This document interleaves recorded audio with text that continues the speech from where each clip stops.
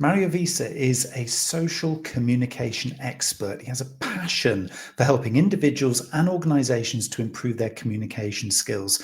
He's a researcher, he's an author, he's a public speaker, and has dedicated nearly 2 decades to studying interpersonal, and group communication. As you'd expect, he is an author of multiple books on the subject, and as we're going to hear, has traveled extensively, gaining valuable insights from a whole range of diverse cultures and focusing really on social communication. Mario, welcome to the conversation. I am super stoked to be here right now, and I am open to this amazing discussion, and I'm looking to cultivate something awesome for future listeners. Wonderful. I could ask for no more, Mario. I mean, that's just such a great kind of introduction to this subject that everybody, whether they're in business or whether they're looking to improve in their commercial life, they need to understand social communication, don't they? Well, what started you on the journey? Where did this all kind of begin for you? When I began to talk and speak and share about communication, I get too excited. I cannot sit down. So I'm standing up right now. And honestly, I realized this about 10 years ago or so, when I was putting pieces together and connecting the dots, that the environment that I grew up in, amongst my family, my parents, my siblings, um, other relatives, even at school, I've always noticed from really young age that something was amiss. Something was missing. The dynamics of relationships and how people interact with one another, and in how they deal with conflicts or misunderstanding that come up between yelling, raising their voice, or shutting down, or stonewalling. I don't really know how to explain it. From really young age, I felt like there must be a better way. And I have thought that for some time, until about 20 years ago, when I came across communication. And it seemed like it, for me, it felt like a huge light bulb came on in a Disney way.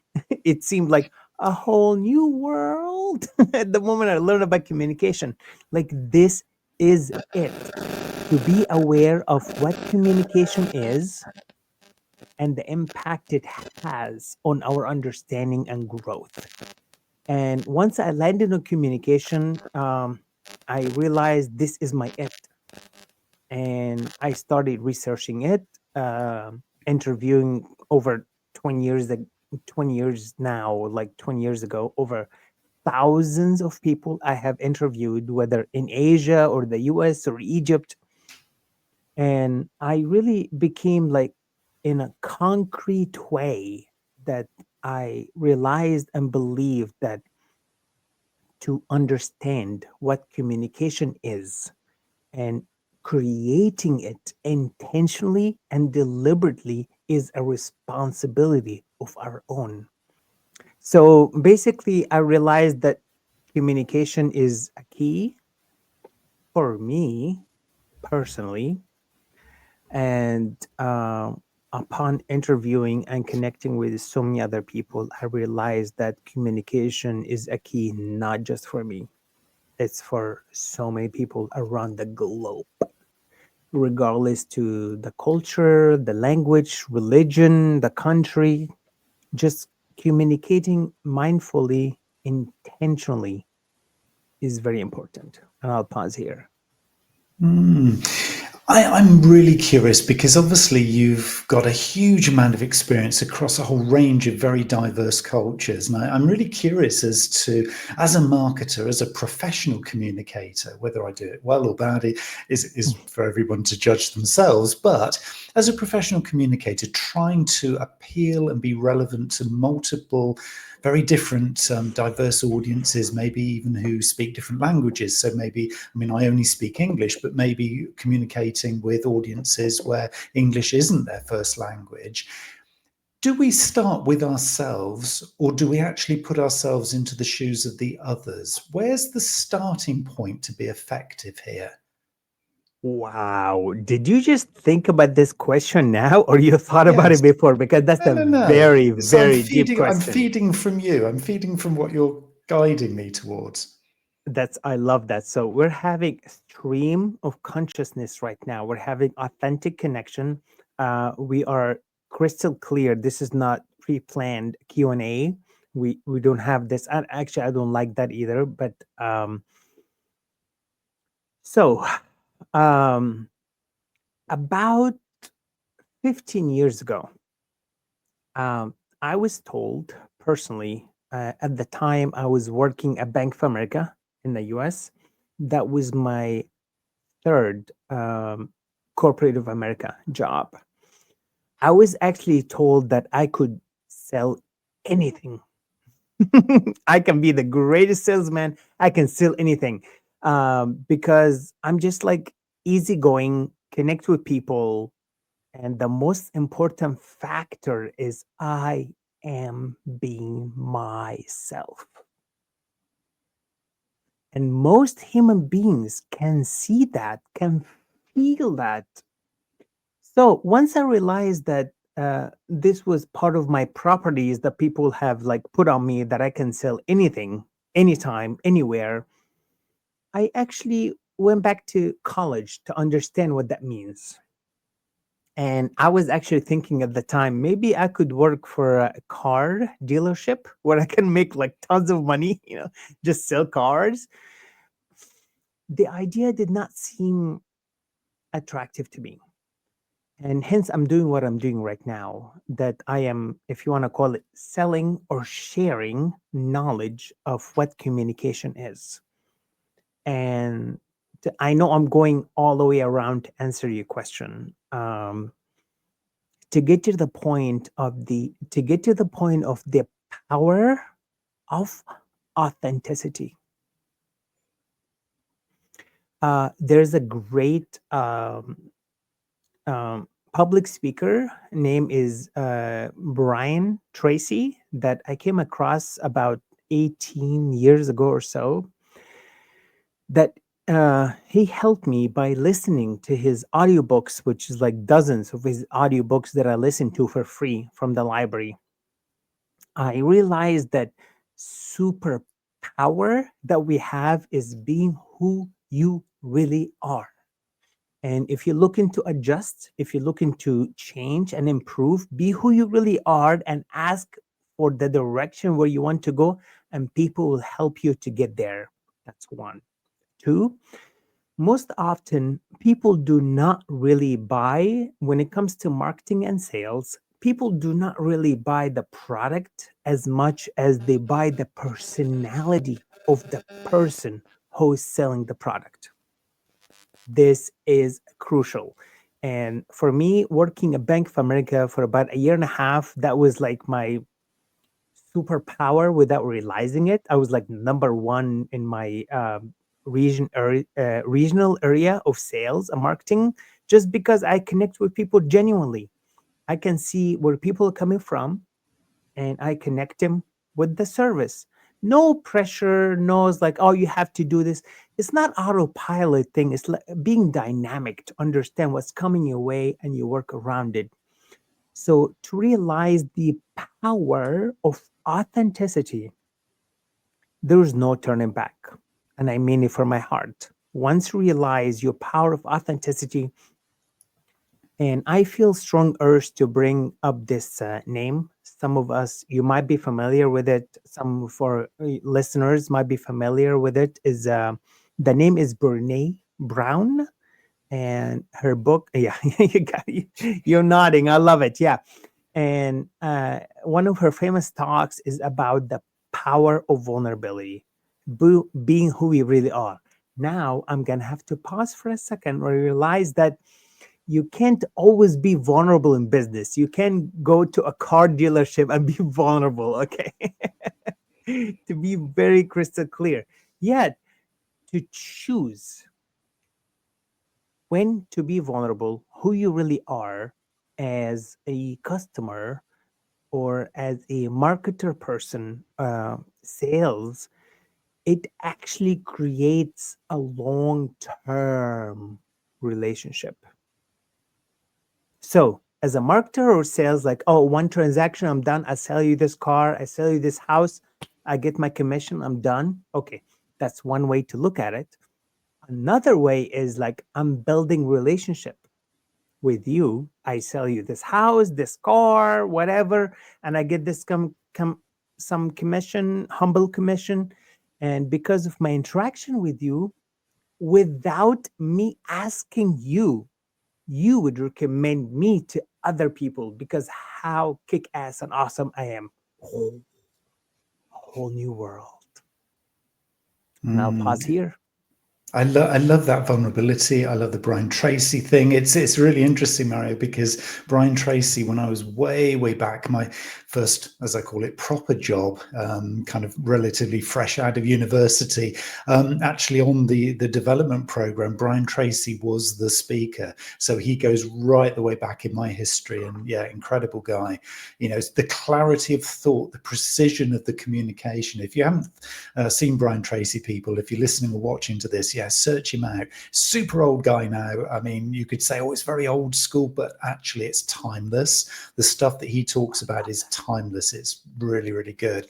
But I want to pick up on this vulnerability thing because yeah, I know Brene Brown's work very well. And one of the things when I start to talk to people, like you say, in the car dealership, for example, lovely example, is that they say, I can't do that. I can't possibly be myself. I have this facade. I have to act as this persona. I have to be strong because I'm an alpha male. I have to be strong. I cannot show vulnerability.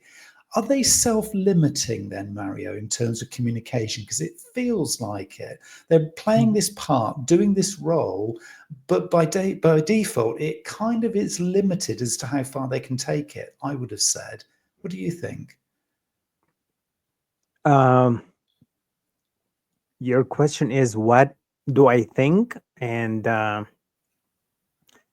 I am really glad that this podcast is like 3 hours. So what I can tell you what I think. I'm just kidding. I know it's not. He's just got like 45 minutes. Um, I really feel like I have a strong urge to share this from my heart. Um, as a marketer, business owner, sales person, simultaneously, also consumer, buyer as well, there is one common thing amongst all these categories that I mentioned. This one common thing is humanity. I am dealing with a human. When I am selling something to human, I need to be aware of that. When I'm buying something from human, I need to be aware of that. Now, I understand this is like Buddhism kind of thing, like I study yoga, meditation kind of thing. Yet it's very important because it creates balance about how we approach any situation. Uh, Being vulnerable and authentic in any transaction that we go into, it depends on the circumstances. We need to realize that we have to be aware of our own boundaries. As a marketing person, as a salesperson, as a consumer, as a buyer. And when we realize those two combinations of one, I am dealing with another human. In the meantime, I'm not dealing with the same human that was born in the same culture, from the same parents, the same language or subculture. As much as we're dealing with another human beings, we need to be aware that it is our responsibility to create boundaries to protect ourselves in this life. Because you and I are two people that exist right now out of 8 billion people. How many people are familiar with the topics and ideas that we're discussing? Maybe not that much. So I cannot go around expecting other people understand what I'm doing, how I'm thinking, how I'm behaving, what my intentions are. So hence boundaries are crucial in the marketing field. And to be honest with you, to be very frank with you, I mean this from my heart. I have been invited to many companies to work with as a marketing manager or a marketing leader, and realizing that I can sense the difference between marketing that helps you to grow and evolve and marketers that are just like they they tend to take advantage of your vulnerabilities, and I stay away from that. Mm, uh Healthy. that's really interesting. Yeah, thank you. There is a clear distinction between healthy and unhealthy marketing. Healthy marketing, which that's why I thrived in every corporate job I've ever held, Bank of America, NCR, Expedia, that I match people's needs and desires to the services that will make their life better. Some people think like sell, sell, sell. It doesn't matter what the customer wants, just trying to sell them that product, trying to sell them that service. That's not very healthy. It's like pounding a nail that has gone all the way down and you're just trying to pound it again and again. That's not how that works. To have the intellect and perception to see where other people coming from, what they might need to help to make their life better and match them to the service. That's like people will be like, thank you so much for helping me. Even though you sold a product or you matched service and you get a commission and their life is better. Is the connection of if I like to call it win scenario. I win, they win, and whatever organization we're involved in, they win. I do. Maybe I should write a book about this. So I wrote three books. My first book, maybe my fifth book should be about win, really, because I do believe it's possible when we're able to see it. It's not just about what can I get from you, what commission do I get, how much can I sell, what are my numbers. Yes, you can sell this way, you can think this way, and you can benefit and you can be wealthy this way. Yet the ripple effect of that is not necessarily long run. It's kind of short term. So I'll pause here. So it's really interesting. I've got 100 questions for every I'm single thing sure you you say, do. Mario. I really do. I mean, honestly, this could be a 3 hour. No, it can't be a 3 hour. We've both got other things to do, but it is I do fascinating, actually. isn't Yeah. it? I think one of the things that kind of pops into my head at this point is that if somebody's listening to this and says, okay, Mario, I get it. Yeah, I understand. And that all sounds really good, but I don't even know myself yet. You guys are of a certain age or certain ages. Neil looks a lot older than Mario, but anyway, they're of a certain age. They've been there, they've seen it, they've clearly done it. And I'm kind of new, not only kind of in my professional world, but actually in my life. I don't have a huge amount of self awareness. I don't really know myself yet. So you're talking stuff here that, yeah, all very Wow. well with age and experience and wisdom, but I'm being told to follow this script. I'm being told to fake it till I make it. I'm being told to do the deal. How can I actually be me and show vulnerability if I don't have the self confidence yet? I probably will get it, but I don't have it yet because I'm not very experienced. How can I actually play that game with you, Mario? That would be possibly as somebody thinking this. So, to be very frank with you, from my heart, I actually have been doing a podcast for the last like 3 months. And I think I shared this with you before recording this. I do average like 7 to 11 podcasts Monday to Saturdays. And guess what? To be honest, this is one of the most interesting questions I have heard so far. Really. Thank you. I'll take that Um, as a compliment. yeah, absolutely. 100%, honestly. So basically, as I'm listening to you, I am actually thinking about my younger self. Um, 15 years ago, 20 years ago, and what advice I would give my younger self. That's what I'm hearing from you. And two things come up in mind right now, which I'm trying to think so fast about this to give you ideas. One is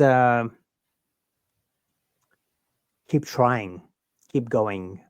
One of the things for me is I change jobs every like between 12 months to like 24 months. I just like change jobs quickly because I'm an experienced junkie. I want to learn so much. That's one.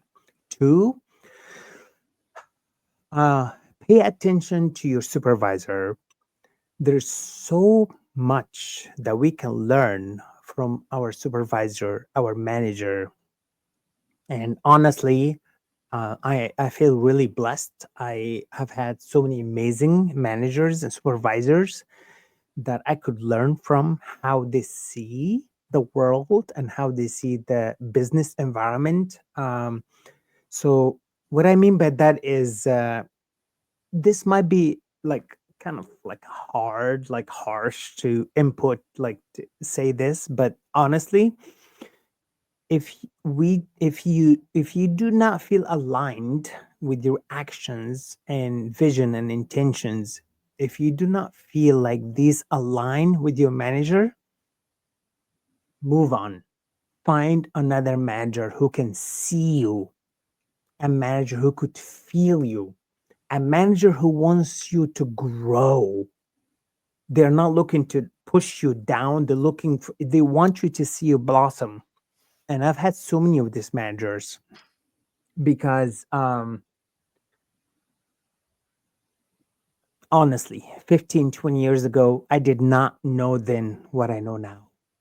Between different managers, different jobs, my study, different colleges. You know what? I call myself experience junkie. I want to say for anyone who's listening to this, try to figure out the switch within you to turn on to be knowledge junkie. Learn, capture, process, connect dots, and know that 3 plus 3 is 6. 5 plus 1 is 6. 4 plus 2 is 6. Results are the same. How to get there? That's a different story. So please focus on your vision and have a crystal clear imagination and vision, what you are trying to accomplish, and pursue that. And please realize that there is not one way to get there. There's so many different ways. And one of the things I learned from my research in communication, which I think is pretty common, yet it's a concrete for me, for my research, that just the human personality and characteristics. Some people that we meet in our way are going to get in our way. Some people we are going to meet in our way and they're going to make a way for us. Some people will get in the way, some people are going to make the way for us. So the question comes up now, like, so okay, if I have so many people in my life that like get in my way, who are telling me like I cannot do this or I cannot accomplish this or this is impossible, what do? I am grateful for them. Thank you for teaching me. And I choose a different direction. And the ones who are helping me, empowering me, inspiring me, motivating me, and show me the nugget of wisdom within myself to empower myself, these are the ones I'll be attracted to. So when you're kind of taking almost advice and guidance then from the supervisor, the manager, as you described them, Mario, a lot of people, and particularly people who you might term as being successful, I'll use that word in the broadest sense, they tend to say generally that they didn't make it up themselves. They were kind of replicating and working with the experience of others. So they were almost piggybacking on, well, this person over here, that's how they did it. So I copied them. Or this person had a process of doing that. So I copied them. There's a lot of kind of replication here. But does that replication of, watching other successful people and trying to do it like them, does that fly in the opposite direction to being yourself? Because it doesn't feel that those two things are directly compatible, does it? Um, as I'm listening to you, you can tell I'm moving around a lot because I'm really excited about the question. Um, I do truly, truly, truly believe in my heart and from my entire life experience. Honestly, I mean this from my heart. That being who you really are and how you behave without replicating. Maybe we can learn from other people, few segments here and there, behaviors, attitude, maybe responses, but replicating, we are giving up on who we really are. And I think might take like focus, realizing that we need to appreciate our bringing, or I think there's a lot of work that we need to pay attention to. The idea of replicating something, it's basically I'm trying to achieve goal. Uh, he or she have this, and these are the steps they followed. I'm gonna achieve, or I'm gonna achieve this goal by following those steps. Yes, it does work for some people, but honestly, I can tell you, for my own perception, that's temporary gain, temporary achievement. But the moment we are able to look at ourselves in the mirror and just be who we really are, the ones in our life, business or family, who can align with our goal, they will stick around. And the ones who do not, they will fall off like dead leaves. When I talk about being who you really are and being authentic, again, you can't go to a car dealership and just be vulnerable who you really are. You're buying 50, 60 grand or 100 grand. You cannot be. So, setting boundaries is crucial. So, to really understand that uh, how other people behave and live their life is just an idea. It's not necessarily the perfect example. The only perfect example how to live life is just how we choose to go about it. It's not, I mean, again, honestly, I was offered jobs, so many jobs, positions in the past, like car dealership. Was like, oh, if you work with us, you can make like 200 grand a year, or like 250 grand a year. I'm like, okay, that sounds really great. Okay, that's filling my pocket, but doesn't seem right. It's like I'm not feeling my heart. Okay, what it takes for someone to realize whether they're filling their pocket or their heart, with awareness of time, I just have strong urge to share with you the following, Neil, and future listeners. From my research and interviewing literally thousands of people, I can tell you, I have cultivated four categories why people do what they do.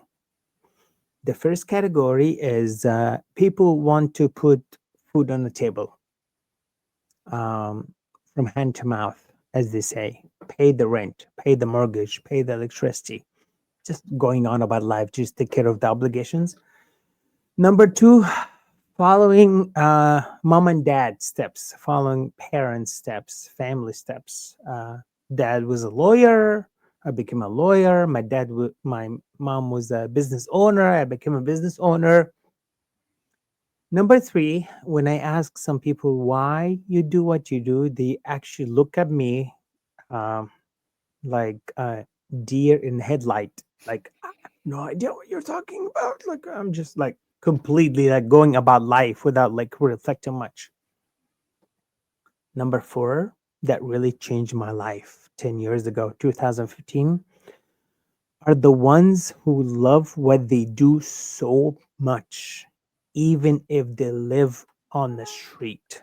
They enjoy the experience. And most of these people struggled the first like maybe 2 to 4 years financially, but after that, money is like nothing for them. So, one of the things I'm pointing out here is for some people who are conscious and aware when they engage with a marketer or a salesperson, they can kind of tell if the person is like pushing the product on them or they're just having a simply conversation with them.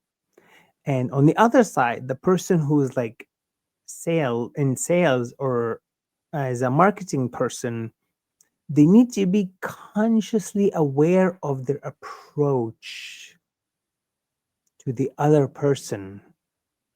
Are they approaching it like, oh, I need to make a sale? Or they're approaching it from like, you know what, I love what I do. And if I make this sale, okay. If I don't know, make it okay. Because my job is to connect needs and services together.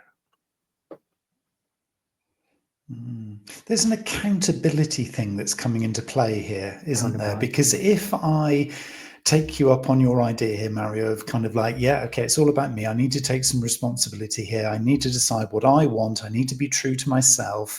Mhm. I've also got to be accountable for the consequences or the outcomes of this because I Wow. might not fit. I might not make good decisions. I might say the wrong thing. I might end up in the wrong situation. So Wow. if I go down this track, I've got to be accountable and accept that I'm not going to be perfect and I'm not going to get this right all the time. That's a big ask, though, isn't it, for a lot of people who can give away that accountability to others and almost make excuses. Well, my boss told me I had to do this. Well, this is what my partner likes, so that's how I do it. This is about true, authentic ownership and accountability of all the outcomes that might happen, isn't it? 100%. Absolutely. As you are using the word accountability, I'm also thinking about another C word, which is consistency. The way we connect with other people and build relationships and connections, it builds consistency with awareness. So when let's say I connect with someone, there's a term that's really valuable, like important in like sales called high value client. It's like the person there is a high value, they pay more, or the constant, consumer. If I treat high value client in a specific way and I come across another human being that may not have the same high value and I treat them differently, first of all, that's not authenticity. It's not true. And it actually causes conflict with our inside self at the end of the day. When we are able to see that, again, from going back to Brian Tracy, which is amazing that we can talk about this right now. One of the things he talked about is once we realize that every single human being in our lives is a customer, we provide high quality customer service because everyone is a customer in our own lives. So when we distinguish between like high value client and maybe not as high value client, able for our ability to see that nothing wrong with it yet, but our ability and subconscious behavior and response to it it creates this type of relationship. So let's say I have a high value client and I connect with them for like, I don't know, 15 minutes and we have a great deal together and they leave happy. And after that, I get a different customer who might have different value, whatever that value that means. And I only give them like 2 minutes and I wrap up this conversation. Well, maybe the person before the low value client was watching me how I dealt with the high value client. They can see that I am not being real, not being genuine. And this is huge. And the reason why I'm sharing this because when I worked at Bank of America 15 years ago, um, I actually treated all customers the same as human. And no matter what pop-ups come up on my computer, is like, oh, as the customer, this or that, I can feel and I can sense the customer coming up to me. I can make these offers really quickly. I can sometimes cancel these offers just to realize where they're coming from. I am being real and myself, which means sensing where people are coming from. But if I was to get every single person who comes to me being a teller and do deposit or withdrawal, and I just keep making offers that do not make sense to them, they're in a hurry, or just whatever the case is, it's like being a robot. I think, and I think, I believe, and I know that being authentic to who you really are not only helps um, our platform as a marketers and sales and also helps our clients, but also helps us to grow. Because when we show up um, in our position with who we really are without pretending, we give our managers, our boss, and our coworkers to help us to like carve our skills and abilities to improve. Like, oh, you did this or you said that. Maybe it's better to try a different way to approach the customer. Authenticity, Neil, is superpower. And I really mean this from my heart, whether you work in a car dealership or you're selling software or you're selling car tires, whatever it is, authenticity is superpower because the more people can relate to who you really are as a human being, they are super attracted to that in the future. And I love the way that you're advocating respect. I guess I could call it that, but respect for every single human and every single Mm, interaction. That in mm. itself allows you to build the habit, doesn't it? It's not about switching on your work persona. It's like, oh, suddenly I'm going into work mode. Right. I've got to be all serious and sensible. And then, now I'm at leisure. Okay, well, I can treat everybody differently because I'm at home or I'm at play. This is about every single interaction from a podcast guest and host interaction to somebody you pass in the street to somebody who is, as you say, your most valuable customer. So, financially, everybody is treated with respect. And I love that because that is really at the heart of human connection, isn't it? You know what? You have just displayed like the perfect aspect of being a great person in sales and marketing, which is active listening. My third book is The Listener. That's how important listening is, seriously. And you have demonstrated that. I welcome interruptions and um, comments, yet your ability to listen and comprehend and take in information, that is that's huge, especially for a lot of people. Your ability just to be there and take in the information, process, and like have a feedback that's What field are you in sales, Neil? Because that's amazing. I love that. I never see myself as sales. I just listen. It's as simple as that. Yes, okay, I'm relatively eloquent on the topics I know, and I know that, so I'm not bigging myself up. It's just that's how it is. But it's Hmm. taken time. It's really taken a long time to kind of move into that position and just kind of work with it. And I'm playing to my preferences. I'm very introverted, so I get all of my fueling in life Mm. from being quiet and just being literally by myself. Whereas most marketers, I'd say 99% of marketers are extroverted in their behavior and preferences. So I'm a real anomaly.